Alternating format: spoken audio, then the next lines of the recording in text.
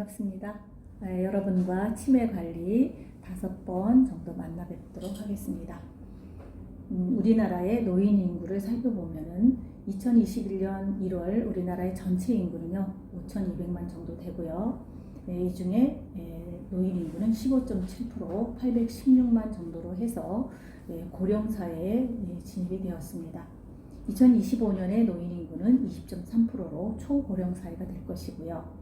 여기에 6.25 전쟁 이후에 55년에서 63년에 출생한 베이비부모 710만 명 정도가 노인에 진입이 되었을 때 노인은 폭발적으로 우리 사회에 많은 문제들을 만들게 되겠죠. 유엔이 진단하기를 고령화 사회는 7%, 고령 사회는 14%. 그래서 우리나라는 정말 빠르고 1등을 좋아하는 나라답게 세계의 유례 없이 18년의 짧은 시간 동안 고령화 사회에서 고령 사회로 진입하게 되었습니다. 이런 노인의 문제들을 국가가 어떻게 관리할 것인가에 대한 부분들을 2008년 7월에 노인 장기 요양보장제도를 실시함으로 해서 노인이 가지고 있는 질병과 빈곤과 외로움과 무의도식의 이러한 4가지의 문제들을 이 제도 속에서 이제 풀어가기 시작을 하는 거죠. 여기에 2020년 요양병원이 우리나라에 1,529개, 굉장히 많거든요. 그런데도 계속 증가 추세에 있습니다. 이제 그래프를 보시면 고령화 급속한 진행이라서 2050년이 되면은 세계에서 최고령 국가 37.3%의 노인 인구를 우리나라가 나타내게 되겠습니다. 방금 말씀드린 것과 같이 노인의 특징으로 질병과 빈곤과 외로움과 무의도식의 4가지 문제 속에서 노인들의 질병 중에 노인들은 오랜 시간 동안 진행되어 온 만성질환들을 가지고 있다는 것이 또 특징이거든요. 그래서 거기에 10가지 정도의 질병들을 쭉 나열해 보면은 고혈압이 제일 많고요. 그 다음에 관절염, 고지혈증, 허리 아픈 요통, 당뇨, 골다공증, 위궤양, 전립선 비대증, 백내장, 뇌졸중과 협심증 이러한 10가지의 질환들을 쭉 나열할 수가 있고요. 그러다 보니까 어르신들은 이 10가지 중에서 뭐 3개 이상의 질환을 복합적으로도 가지고 있고요. 그래서 하루에 5개에서 15개 정도의 약을 복용하게 되죠. 그와 함께 더불어 치매, 뇌졸중, 파킨슨과 같은 신경계병을 더불어서 또 가지고 있는 것이 특징입니다. 2020년 우리나라의 치매 유병률은 노인 인구의 10.28%, 즉 노인 10명 중에 1명 이상은 치매를 앓고 있다고 이렇게 보시면 되겠습니다. 연령별 치매 유병률을 우리가 살펴보면은 65세를 기준으로 해서 5살이 늘 때마다 치매의 유병률은 2배씩 증가한다. 그래서 65세에서 69세까지의 치매는 뭐 1.3%다 이렇게 하는데 계속 그 2배씩 5살마다 증가하다 보니까 85세가 되었을 때는 33.9%로 급격히 증가하여서 즉 3명 중에 1명은 치매를 앓고 있다 이렇게 추이를 보고 있죠. 여기 더불어 85세 이상이 되었을 때 경미한 치매까지 합해서 85%가 치매 환자다. 이렇게 계산을 하면은 저희가 그 숫자상으로는 굉장히 외우기 쉽죠. 85세 이상에서 85% 이상이 치매다. 그러나 굉장히 슬픈 상황이라 저는 그렇게 생각을 해요. 2020년에 치매 환자가 84만 명이다. 그래서 전체 노인의 10.28%다. 이렇게 되는데 2030년이 되면은 약 127만 명, 2050년에는 271만 명으로 추산이 되거든요. 그래서 이러한 치매 문제는 개인과 가족과 사회, 국가 전체가 함께 고민해야 되는 노년의 공포가 아닌가 그런 생각을 하게 됩니다. 치매를 놓고 뭐 행운과 불행이라는 이런 단어로 제가 풀이를 해본다면 과거에는 뭐 치매에 걸리면 정말 재수가 없다, 왜 이렇게 나만 걸릴까, 이렇게 불행하다 이렇게 이야기를 하기도 했는데요. 현재나 미래에는 노인에게 있어서 치매에 걸리지 않으면 정말 행운인 것으로 또 생각이 되어지면서 여기에 더불어 암도 마찬가지예요. 오래 살다 보니 암의 유병률이 37%, 그래서 암에 걸리면 과거에는 정말 왜 나만 걸리나 재수가 없었는데 앞으로는 암에 걸리지 않으면 치매와 함께 정말 행운인 것으로 생각할 수가 있겠습니다. 네, 그래서 저도 또 여러분들에게 질문을 던져보죠. 정말 나도 치매로부터 결코 자유로울 수가 없다는 것이 우리 모두가 공감해야 되는 그런 상황이라고 생각합니다. 네, 멀고도 가까운 나라, 노인의 문제들을 우리보다 훨씬 더 먼저 경험하고 있는 일본을 한번 살펴보겠습니다. 일본의 현재 인구는 뭐 1억 2천이 넘죠. 근데 이제 초고령사회 20%의 초고령사회가 2005년, 13년에는 24.8%, 17년에는 27.7%, 앞 다가오는 25년에는 노인 인구가 30%, 2040년에는 35.5%, 이렇게 노인의 문제들을 국가가 고민하고 있는 나라가 일본이 되겠습니다. 여기에 우리나라와 같은 베이비부모 세대가 단카이 세대죠. 단카이라는 것은 일본어로 이제 덩어리라는 뜻이거든요. 그래서 그 시대에 이제 출생률이 굉장히 높았던 시대죠. 그래서 이 단카이 세대는 1945년 2차 대전 이후에 1947년에서 1949년에 출생한 덩어리와 같은 이런 많은 세대를 말하는데, 이 세대가 75세 이상이 되는 2025년에는 정말 노인의 문제가 폭발적으로 국가의 뭐 진료비라든지 이런 것이 이제 부담이 되니까 일본에서도 2000년에 지역 포괄 케어 시스템이라는 것을 구축을 했죠. 그래서 중증의 요괴오 상태에서도 살던 지역에서 그러니까 커뮤니티 안에서 의료나 개호나 예방과 주거, 생활의 모든 부분들을 포괄적으로 보장하는 지역 포괄 케어 시스템을 구축을 했어요. 그래서 제가 간단하게 일본의 그 노인 문제들을 소개를 드리면은요, 2000년도 이전에는 우리나라와 똑같이 노인 요양병원에서 300병상, 500병상 이래서 대규모의 형태로 요양병원들이 진행이 됐었어요. 그런데 국가의 폭발적인 그 노인에 대한 의료비, 또 관리비 이런 부분들을 이제 걱정하다가 보니 이러한 지역 포괄 케어 시스템이 구축이 되고요. 이제 그 이후에는 정말 요양병원의 규모가 100병상 이하, 그래서 정말 병원의 진료를 필요로 하시는 분만 병원에 계시고요. 그 대신에 우리나라 돈으로 뭐 400에서 500만 원 정도의 높은 진료비를 내고요. 나머지의 그 이제 어르신들은 지역사회가 개호복지사와 함께 의료, 개호, 뭐 예방, 주거 이런 것들을 포괄적으로 관리하는 제도인데요. 이제 우리나라도 역시 앞으로 예상되어지는 노인 인구들을 똑같은 용어긴 한데요. 우리나라는 커뮤니티 케어라고 해서 보건복지부가 지역사회의 힘으로 돌봄이 필요한 어르신들을 자신이 살던 곳에서 가족과 지역사회 주민과 친구와 함께 어울려서 살아갈 수 있는 나라를 만들겠다고 2018년 6월에 이러한 제도를 발표를 하였습니다.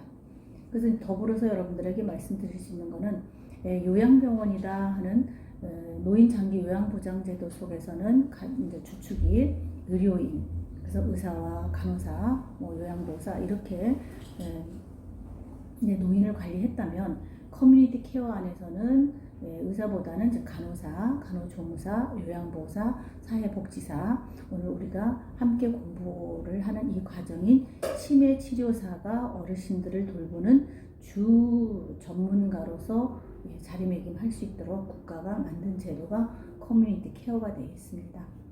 그래서 점점 우리가 더 많이 공부를 해야 되는 필요성이 이제 요구가 되는 거죠. 지역 포괄 케어 시스템, 뭐 커뮤니티 케어는 대략 어르신들의 문제를 한 지역 안에서 의료와 케어와 예방과 주거와 생활의 지원들을 30분 안에서 해결할 수 있도록 하는 것이 지역 포괄, 그 다음에 커뮤니티 케어와의 어떤 방향성이 되죠. 그래서 어르신들의 삶의 질을 향상을 하고 이제 웰다잉까지 한 프로세스 속에서 쭉 진행하는 것이 커뮤니티 케어가 되고요. 치매 치료사인 우리들의 역할이 돋보이게 되겠습니다. 자, 치매 치료사로서 이제 치매에 대해서 이제 공부를 해볼게요. 그래서 치매의 어원은 어리석을 치, 어리석을 매 이렇게 두 가지의 단어가 합해서 치매라는 질환명이 생기고요. 이렇게 어리석고 어리석으니 정말 어리석을 수밖에 없는 것이 이제 치매가 되겠습니다.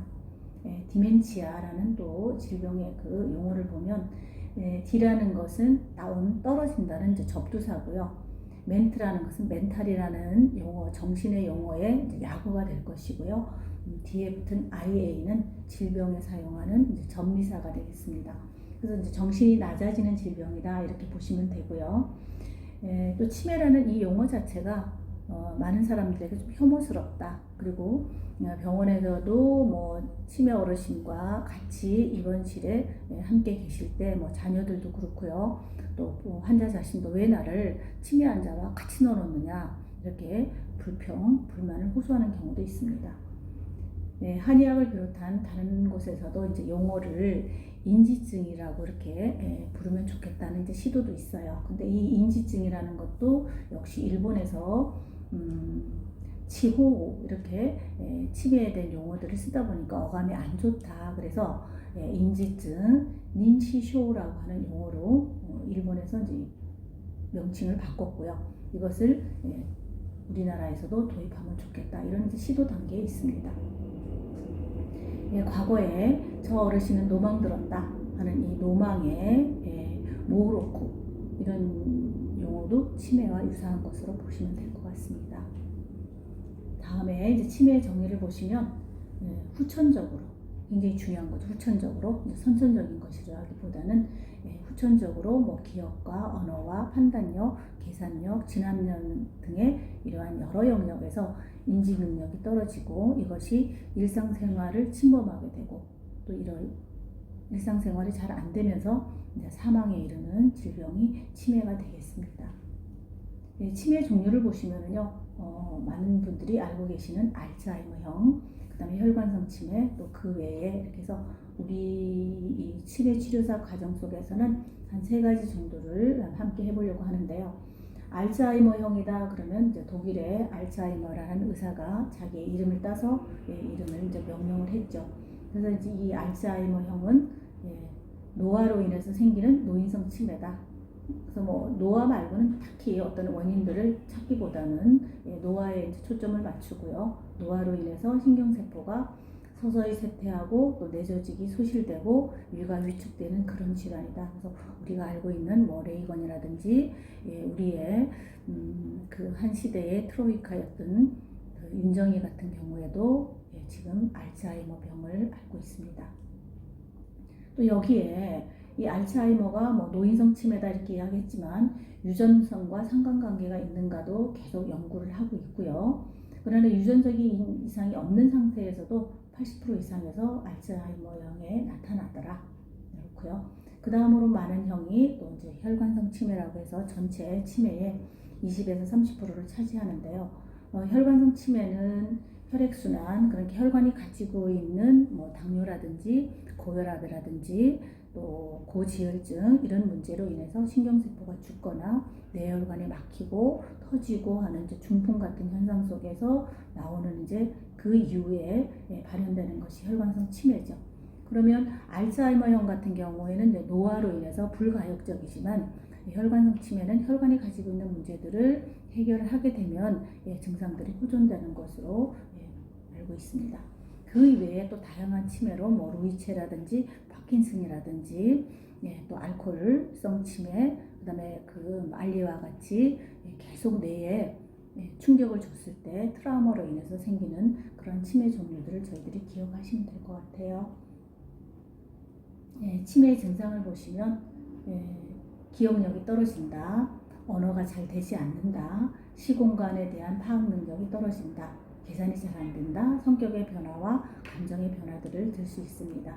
그래서 기억력 저하를 보시면 오랫동안 기억했던 것은 잘 기억하지만 금방 이 현장에서 일어났던 단기 기억들이 잘 안 되죠. 그러나 치매가 쭉 진행이 되면은 이제 단기 기억에서 이제 장기 기억까지 잊어버리는 거죠. 그래서 평생을 통해서 가장 많이 들었던 자기 이름조차도 기억을 못하고요. 결국 최종적으로는 나 자신을 잃어버리는 그런 질환인 거죠. 그 다음에 이제 언어 장애로서는 뭐 실어증, 어떤 단어가 생각이 나지 않는다거나 말의 어떤 진행들이 매끄럽지 않는다거나 뭐 그런 부분이고요. 시공간 파악 능력은 오늘이 며칠인지, 여기가 어딘지, 내가 가고자 하는 곳에서 어떠한 방법을 통해서 가야 될지 이런 것들을 다 생각할 수 없는 것이 시공간 파악 능력이 떨어지는 거고요. 그 다음에 이제 계산 능력, 계산이 잘 안 되는 거예요. 더하기 빼기가 안 되죠. 그래서 우리가 치매를 진단하는 도구 중에 MMS라는 도구 속에서 100에서 7을 빼고 또 해서 7을 빼고 하는 이런 이제 훈련들을 하고 테스트를 하는 것이 계산 능력이 떨어지기 때문인 것입니다. 다음으로 성격 변화와 감정의 변화인데요. 아주 꼼꼼하신 분이 대충 일을 처리를 한다든지 의욕이 많았던 분이 의욕을 이제 잃어버리는 거요. 그 다음에 이제 무관심, 뭐 정치, 사회, 또 타인, 뭐 가족 모두에게 이제 관심이 작아지는 거죠. 그다음에 감정의 변화. 그래서 우리가 이제 사람들을 이렇게 놓고 볼 때 저 사람이 이성적이냐, 감성적이냐 이랬을 때 이성적인 사람보다는 감성적인 사람이 치매에 걸릴 확률이 훨씬 높은 거죠. 그래서 뭐 보면 뭐 레이건 같은 그 영화 배우도 굉장히 감성적이었잖아요. 그런데 이제 그런 분들이 훨씬 더 치매에 걸릴 확률이 높다는 또 연구 결과도 있습니다.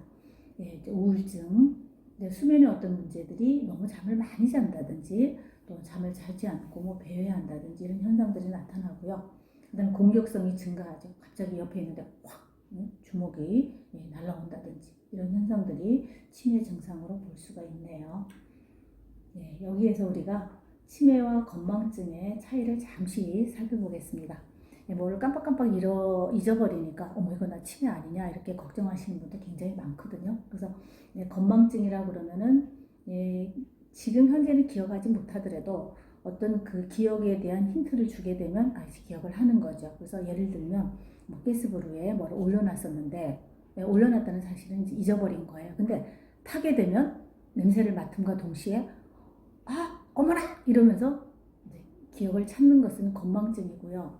이제 치매 같은 경우에는 잊어버리고 냄새가 나는데도 이제 그 상황을 전혀 기억하지 못하면 치매라고 볼 수가 있겠네요.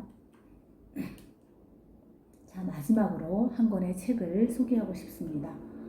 신경숙 씨의 엄마를 부탁해. 우리나라에서도 베스트셀러로서 많은 사람들이 읽었던 것으로 제가 알고 있고요.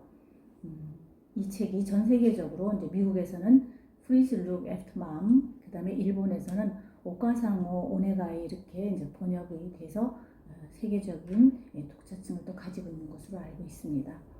이 책을 간단히 소개를 드리면은요, 이제 박소녀 할머니가 등장을 하시고 이 할머니가 남편과 함께 서울역에서 아들 집에 가려고 하다가 뭐 어영부영 하다 보니 남편은 전철을 타고 할머니는 전철을 못 타신 거예요. 그래서 이 할머니를 잃어버리게 되면서 5 자녀가 어머니를 찾는 그런 상황들이 이제 전개되는 건데요. 책과 함께 여러분들이 공감하실 수 있는 부분들이 정말 앞에서도 말씀드렸지만 앞으로의 우리들이 치매로부터 자유로울 수 없다는 것을 공감하는 그러한 책이 되겠습니다. 읽어보시고요. 또 치매 치료사로서 많은 도움이 되시기를 제가 부탁을 드리겠습니다. 감사합니다. 다음 주에도 뵙겠습니다.